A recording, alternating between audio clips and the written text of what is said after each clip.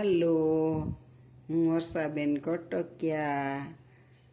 જય બાબા સ્વામી, જય ગુરુદેવ. આજે આપણે બનાવવાના છીએ ગળી કડકડી પૂરી.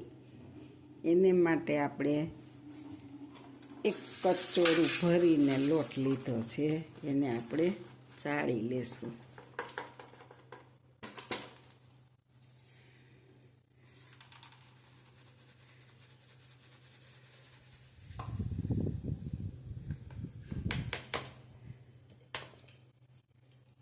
તો આપણો લોટ ચડાઈ ગયો છે કચોરું, અને હવે આપણે આમાંથી ને થોડોક વાળવા માટે લોટ કાઢી લેશું. આટલો આપણે છે ને હાથલુવાને બાંધવા માટે કાઢી લેશું. અને હવે આપણે આની અંદર મોણ નાખીશું થોડુંક.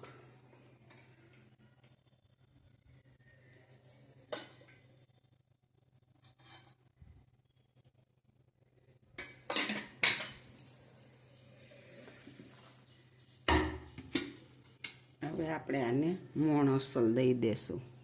મોટું હતું ને એટલે લોટ એમ તો થયો, એક કચોરું ચાર્યો હતો ને આવું મોણ દેવાનું.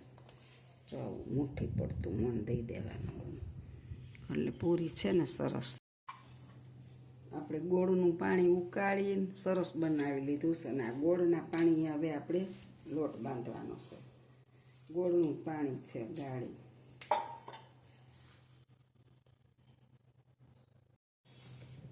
આપણું ગોળનું પાણી જો બધું પૂરું થઈ ગયું, અને માથે થોડુંક આપણે ઓલું નાખવું પડ્યું, અને આપણો લોટ બંધાઈ ગયો છે. હવે આપણે આને 15 થી 20 મિનિટ મૂકી દેવો છે, એટલે કૂણ આવી જાય.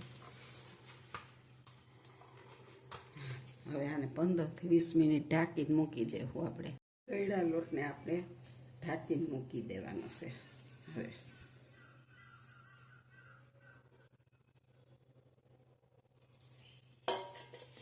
અને અડધી કલાક ઢાંકી દેશું એટલે મસ્ત કૂણવાઈ જાય.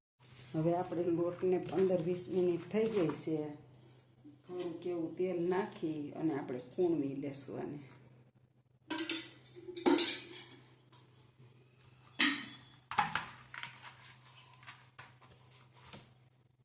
તો આપણો લોટ હવે જો એકદમ મુલાયમ કૂણવાઈ ગયો છે, સરસ મજાનો.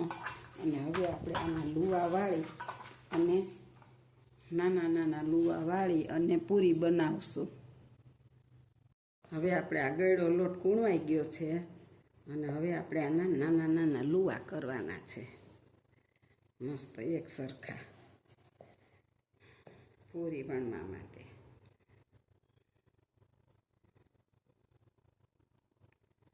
તો આપણે જેટલા જોશે એમ કરતા જશું, એટલે સુકાઈ ન જાય.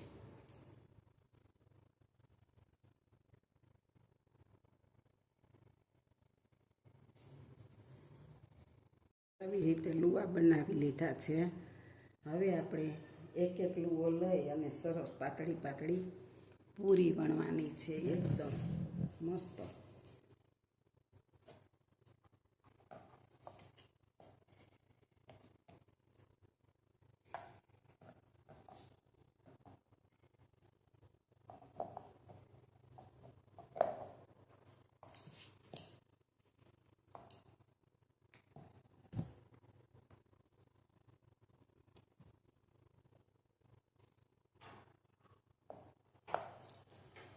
આપણે જો આવી રીતના એકદમ પાતળી પાતળી પૂરી કરવાની છે આની.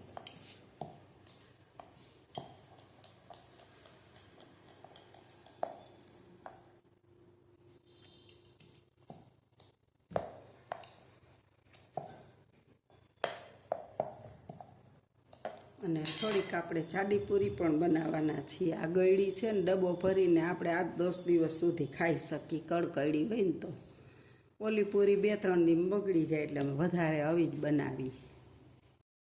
આ બીજી પૂરી પણ વણી લેશું.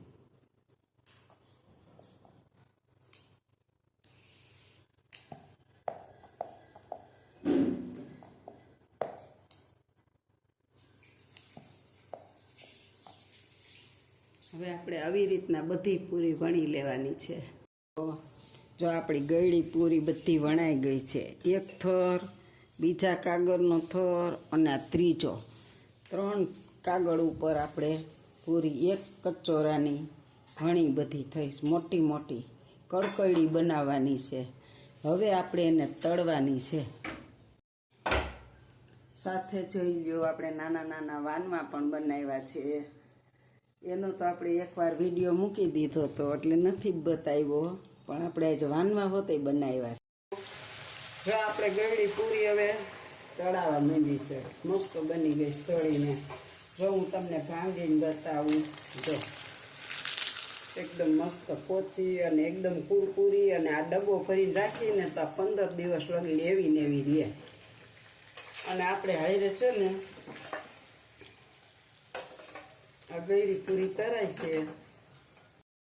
જો આ આપણી ગળ્યા લોટમાંથી થોડાક આવા ત્રિકોણિયા મસ્ત અને થોડીક આવી નાની નાની પૂરી પહેલાં ગળ્યા બનાવતા.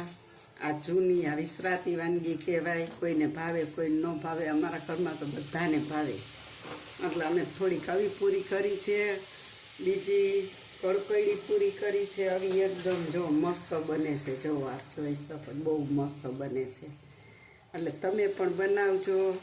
આ કેવી લાગી એ મને કોમેન્ટમાં લખજો અને કહેજો કે કેવી થાય. એમાં કડકડી પૂરી છે ને એ આપણે ડબ્બો ભરીને મૂકી દઈએ તો 15-20 દિવસ ચાલે.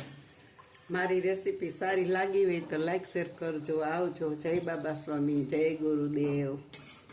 હાલો, જો આપણી કડકડી પૂરી છે, આ આપણી ગોળ ગળી પૂરી છે, અને આ ત્રિકોણિયા ફૂલીને દડા જો મસ્ત પોચી પોચી હો, બોખા માણાઈ ખાઈ શકે.